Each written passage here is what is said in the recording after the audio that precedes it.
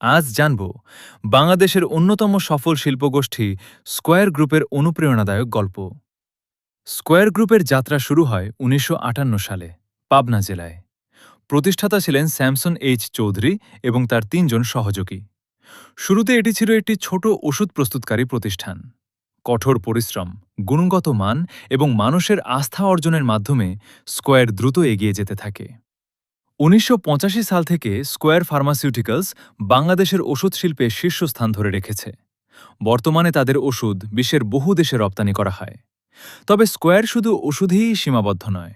সময়ের সঙ্গে তারা গড়ে তুলেছে square toiletries, square textiles, square food and beverage, square hospital, তথ্য প্রযুক্তি, পোশাক ও অন্যান্য ব্যবসা।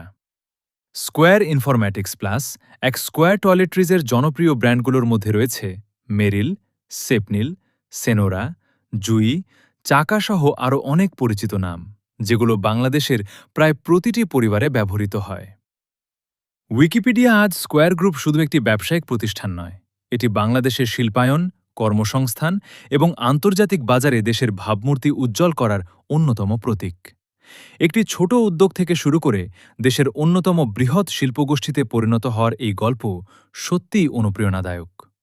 ভিডিওটি ভালো লাগলে অবশ্যই লাইক, শেয়ার এবং চ্যানেলটি সাবস্ক্রাইব করতে ভুলবেন না। ধন্যবাদ।